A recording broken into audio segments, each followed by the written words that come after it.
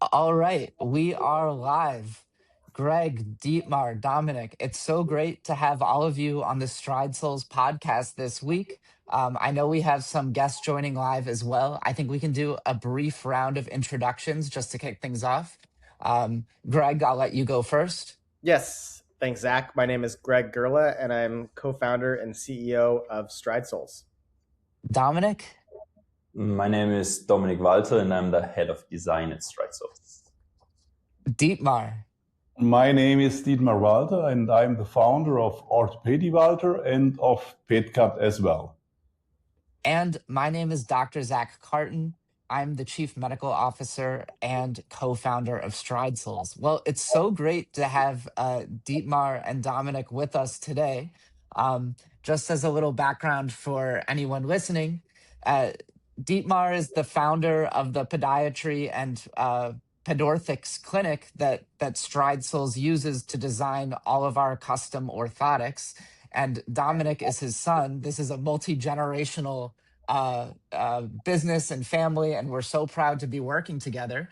And the purpose of this podcast today, aside from answering any questions people may have, is to kind of get an understanding of what our philosophy is, how our insole design process came about, what's the history, and to see that this isn't just a clinic that has, built in one way and hasn't changed. It's evolved quite a bit. All of our processes are evidence-based, going off of feedback from patients for many, many years, using the most advanced technologies available. There's no doing things just the traditional way, because there's been tons of advancements from technology ranging from 3D scanning, 3D printing, all sorts of cool materials. And I'd love to begin, Dietmar and Dominik, by getting your story of how Orthopedic Walter and PedCAD came to be. So Dietmar, I'm going to hand it off to you. Okay, I will start a long time ago back. That means in 1975, I start with learning the profession as a craftsman. In this way, it was orthopedic shoe technician. And in the early 18s, 81, 82, I study and make my degree as a master in 82. And then I have a few years, I was in Switzerland, Zurich, and so on. At Stuttgart here in Germany, Munich, I was for a long time. And then in 86, I was founding my own company, my own food clinic in Oberkochen here in a small town in Germany. And the business was really perfect at that day, because I have the technology from Switzerland. And in Switzerland, they make insoles totally different than here in Germany. They molded the insole from the top side. In Germany, we are normally using to modify from the upper side of the insole, but this is not so helpful than the way to mold it from the top side. And at that time, the pieces of insoles are really growing fast. And then I have to manufacture all the insoles by hand. It was really a heavy work. And by the time I have to make podiatrist work and so on and so on, that means I wake up in the morning at 4 o'clock and the day ends at 11 o'clock in the evening. And I work more or less all over the day. And then I was searching for a solution how I can make the insoles in a better way, but with the same quality as I made it by hand. And at that time, it was 89, 90, around this. There was no technology in the market who can help me. And then, good luck, here in Germany, in the southern part of Germany, we have a lot of engineers and manufacturers. And then I start to make a milling machine together with other guys. And additional, we start with a CAD system by side. So we can design the insoles in the CAD system and manufacture it with a CNC milling machine. So I And just have to take a pause right here. So you started using CAD modeling in the late 80s, early 90s? exactly. At that time, we And were the first in the world. yeah, and I think the fact that you were such an innovator, before the internet was a thing or big, like that sort of philosophy has infused the design all the way forward. Like there's never been a fear of technology. It's always been, I want to use whatever the best tools are available to design my orthotics.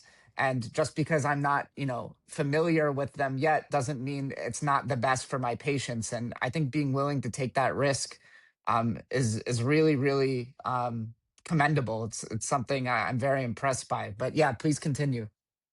Yeah, and at that time, you can imagine, uh, early 19th, end of 80s, normally CAD systems are running on workstations.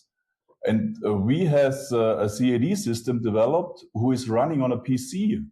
I think we have 33 megahertz at that time. It's really, really slow. That means we have to program a really perfect software that these PCs are fast enough to do the work. And always, it was not the aim to make a digital system. The aim was to make a perfect job for our clients, but in another way than to create it by hand, because by hand we were limited, and we have such a number of clients that it was not able to do everything by hand and to train people, to educate people in this job. Wow, it was so complicated.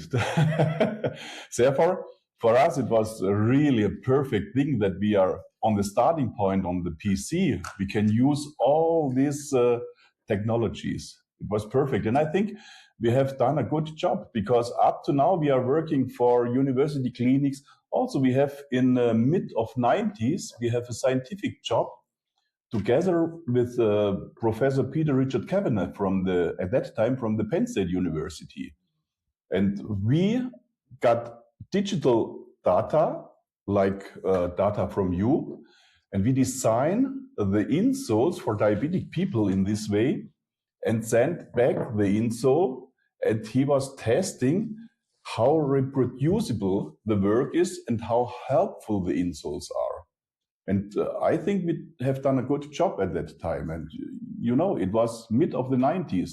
Therefore, nobody do create insole in a digital way at that time.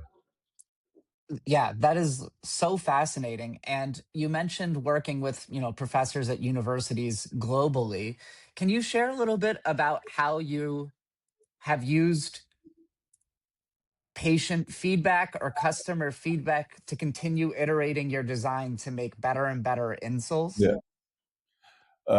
Really, really, really early, we start with children insoles, because here in Germany also, people thought insoles for children, they stop the training of the foot. They support the foot and the muscles would not train. Atrophy. Yeah. And in this way, we make, first of all, a study in the University of Ulm. We have a number of children we support with insole, one number with physiotherapy, and also the same number without anything.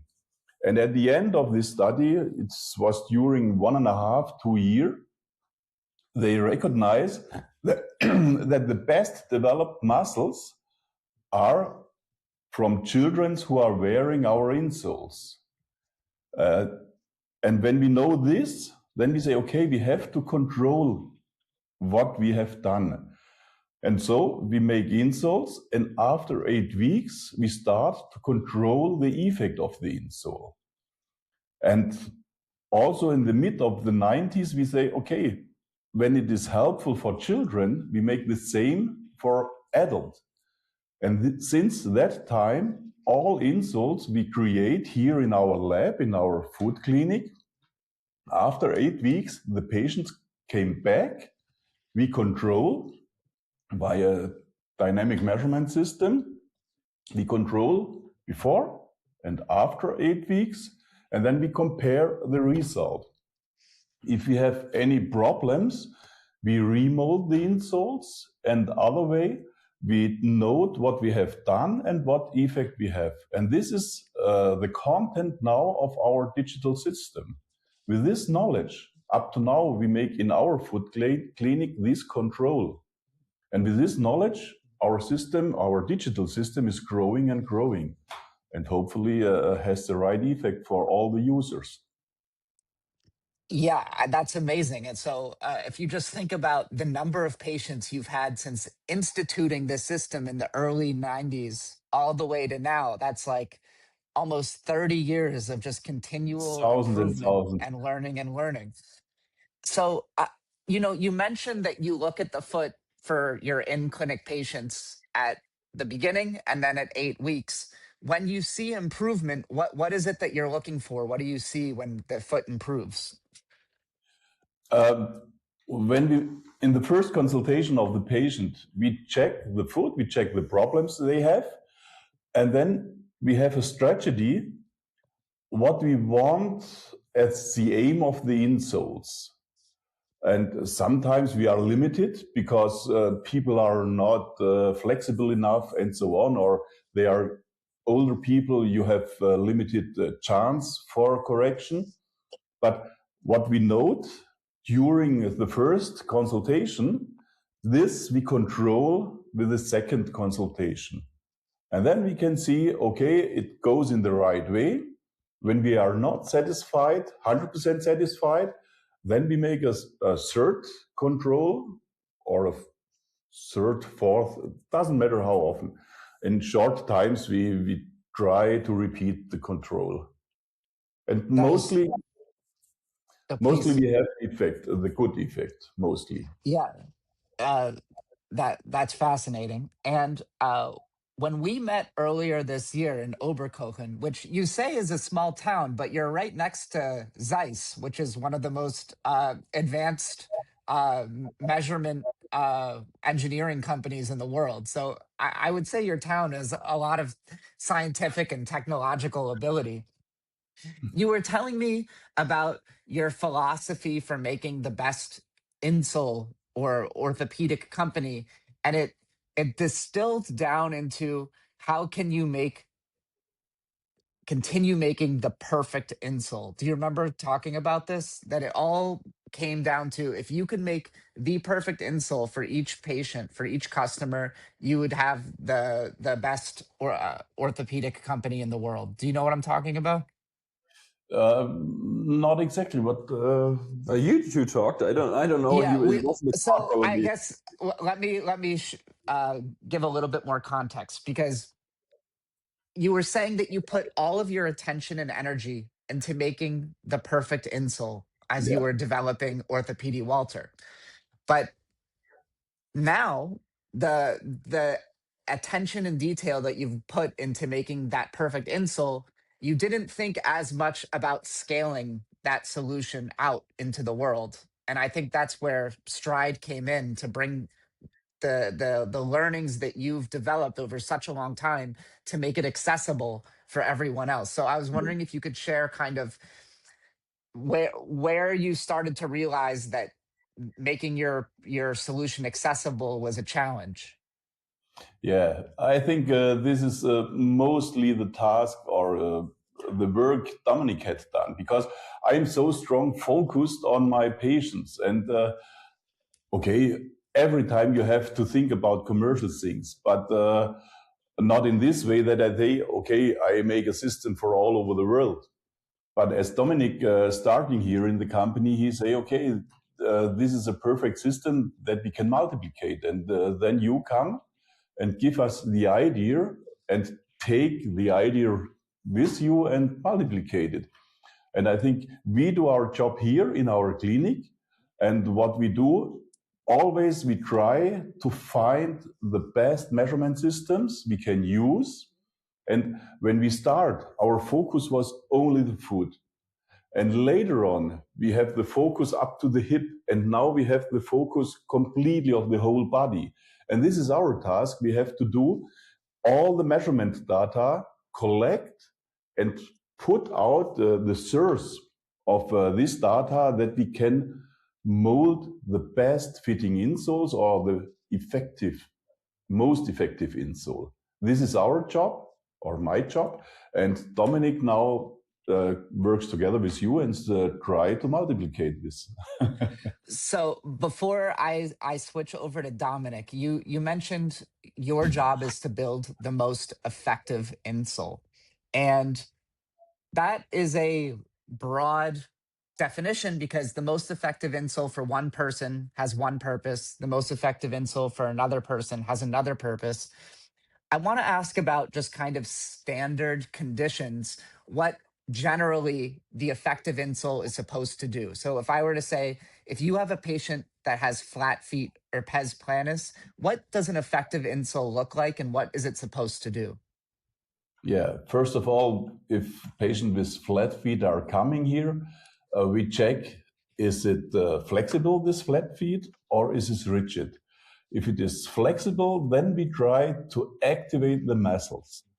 Always, this is our aim, that we support in one way the foot, but we try that he can help, the patient can help for herself. That means when we strengthen the muscles, then they have a chance to lift the arch, for example.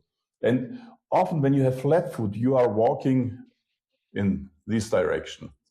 And this is not good for your knees, it's not good for your hip, and also for the low back. And therefore we try to rotate the foot. We support the foot, but also we rotate the foot. That we have the best situation for all the joints of the body. This is one example. But when I start, in the foreground, it was my feeling. But now we try to have special points for correction, and these points always based to a problem. And then we mix the point. This is what we have, a source of our experience. And I think in the moment we are really good in this job for mixing all the special correcting points. I completely agree. And maybe Dominik, can you elaborate a little bit on what your dad means about mixing these special corrective points and how we incorporate that into the design? Yeah, as my father already explained, flat feet are a condition with several symptoms, right? So our main goal is always to treat the root of the symptom, the root of the flat foot, by strengthening the foot, right? Our insoles are training devices. The more you walk on them, the more impulse we give, and the better the foot muscles will build. And one functional element for insoles is, of course, the element on the medial arch. Now, what's specific about this, though, is like you have all the insoles that you get over the counter, they all have medial arch support. But the special thing about our approach is we do not want to passively align. We want to stimulate by changing the load on the tendon, giving an impulse, and then causing a muscle reaction on your end. So basically the only thing what we do is remind your brain on activating this muscle, right? And the more you walk on them, the more information you get, the more the muscle gets active, and repeated activating muscles will train the foot, and therefore you lift the foot. And there's several different elements, like for instance, a heel cup to align the heel bone, right? But also in a certain way. So it's not just increase the shell of the insole and then you're done. It's all what my father said, the specifics of the elements that we need to align. And it gets very complex when you have not only flat feet, but flat feet with other conditions like flat feet and medial knee pain or lateral knee pain, right? And then we have to evaluate or address different symptoms. And this is something, now it gets more and more complex, as you can imagine. The higher we go, like you have your foot pain, okay, that's one thing. Then we have knee pain also, and we have some rotation. And to address all this, that's the task, or that's the work my father did in the past and brought into the algorithm. That's why I always say, like, our design workflow is basically my father's brain put into a software, and now that's how we can now scale it and make it accessible to everyone. Yeah, I think that's exactly the question I wanted answered. So thank you so much. And I understand your point that people typically don't have just flat feet or just plantar fasciitis or just knee pain. There's a mixture of all of these. And if you were to design insoles that only correct for flat feet, you're going to miss or even exacerbate, make worse other symptoms. So you need to be able to think about all of these and integrate each of these symptoms and condition into the insole to treat the whole body correctively, as opposed to trying to nip this problem, solve this problem, and do each thing independently. So thank you so much. Before moving on, I want to just do one more condition, sort of just like we talked about flat feet. Another condition that's super common that we get asked about all the time. And Dietmar, this is for you. How do you think about designing insoles for plantar fasciitis, and what does an effective insole look like for that condition? Yeah, plantar fasciitis. It depends. First of all, you have to look for the root. What is the problem beginning? And mostly, we have to take care that all the muscles can work in the right way. We have to lift the arch. That means we have to support it in a special way. Then we reduce the Spannung, was heißt denn das? Tension. The tension of the tendo. Das habe ich verstanden. Yeah. We reduce the tension of the tendo, and then the inflammation here in the heel part or over the tendo normally is going away with this thing.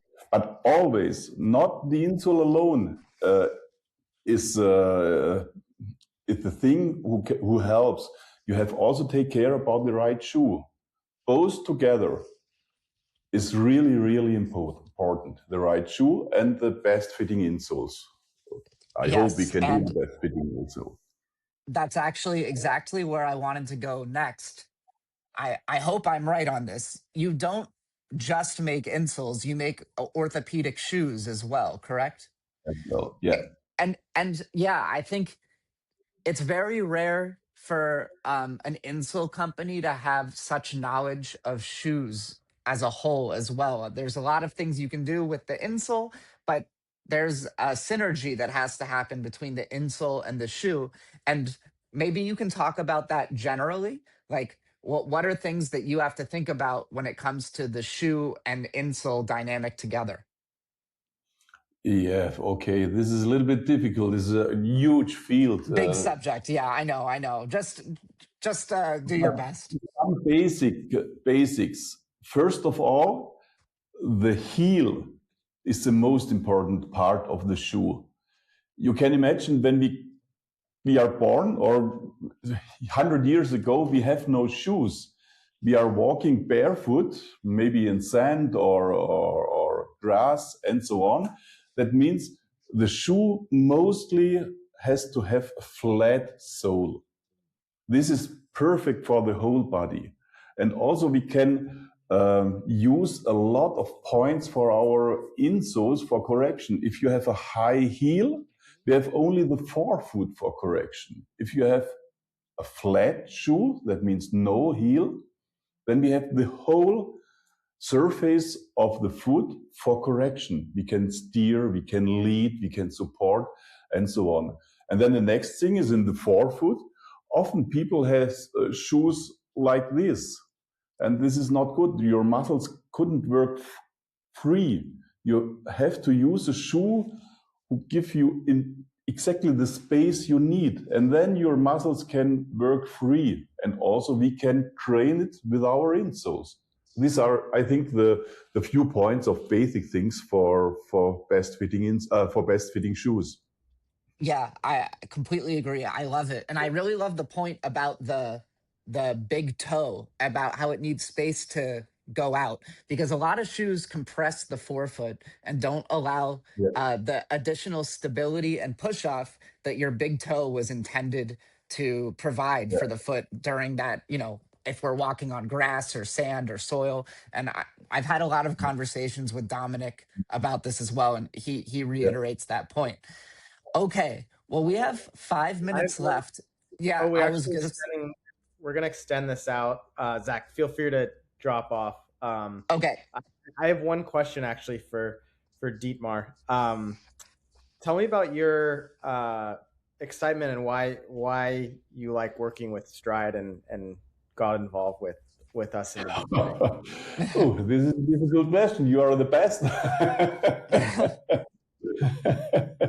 I think it fits perfect together from how can I say in English, the personality from you and Dominik and me.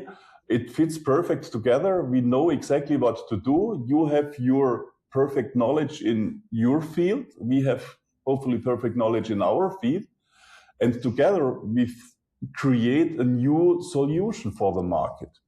And always, I think your aim and our aim is to make really a good job for all the people who trust us, because this is really important. We don't want only make marketing and make big money. Okay, for sure, everybody want to make big money, but we want to help people who have problems. And we thought you are the best partner for us to multiplicate our solution. And this is the reason why we are working together. Well said. Yeah, we love working with you guys. It's been 3 years now, I think. I know. Oh, Can wow. you believe it? Actually, I think almost exactly. I was in INSEAD in March. We were there. Yeah, we started Stride Souls in March. That's nuts. And I believe together now, we've helped almost 10,000 patients, which is really exciting. Really, really exciting. Yep.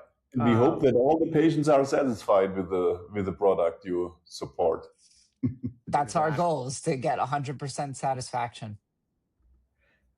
We do have a question, which I answered in the chat, but would love to, if you want to, I don't know if I can have, sorry, I'm trying to figure this out. Studio chat.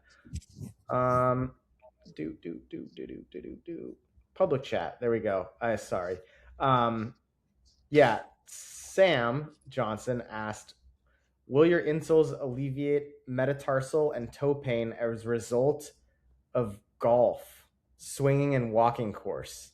So he has current orthotics, but he's looking to change. Can you help him think through these orthotics, helping for metatarsal and toe pain? Whoever wants to answer. Yeah, maybe let me step in here, because this is something we improved only recently. I think in the last 1.5 years, we focused a lot on golf insoles, because we are collaborating with Germany's number 3 in golf. And he had a very specific question to us. He changed the sponsor for shoes, and ever since he had issues while walking. Now, as a professional golfer, walking is one part, because he walks a lot, of course, but it's very important that he can also swing properly. So we had to create an insole together with him that accommodates both. His issue was, during walking, he would stress so much, his muscles, they were just cramping, that he couldn't swing properly when it was time to do that. So what we did is create an insole together with him that relaxes him during the gait, but gives enough stabilization during the swing. And so we have this hybrid, created this hybrid, and ever since he's really, really happy with what we did for him. And the specific was alleviate metatarsal. What does alleviate mean? To reduce, help. Okay, sorry. Alleviate metatarsal and toe pain as a result of golf swing. Yeah. exactly. Why is there pain? It's always the question about the cost, right? And if he has pain in the metatarsals and in the toes, it's probably because he's not stable enough, or you, Sam, are not stable enough during the swing and the gait, so you crawl, or you have claw toes, right? What you do is always grab with your toes while walking and swinging. And what we can do with the insoles is give you a little impulse for the toes. That's why Stride has toe elements on all the insoles, to prevent you from grabbing like this, because the little toes, they're not made for a lot of pressure. And by giving a toe element, we can reduce the stress on the toes. Is Zac gone? Zac might have had to leave, but I don't know. That's still a great answer. And I think that was our questions for now. If anyone is still on the line, I will close up and say that we have a discount code for you guys for sticking around so long. So please use the code HawkHill, HAWKHILL, for 20% off your order. You can always email us. We are 100% available between the time zones most hours of the day. So just team@stridesoles.com, and you'll get one of us to respond. And we look forward to doing this every week. So we will have different guests and different topics, but it's something that we promise to our customers that will always be available to answer questions as they come up. So thanks, Dietmar and Dominik. Thank you for the time, and talk soon. Thank you, guys. Thanks for the time. Thank you, guys. Bye-bye. Bye-bye. Thank you.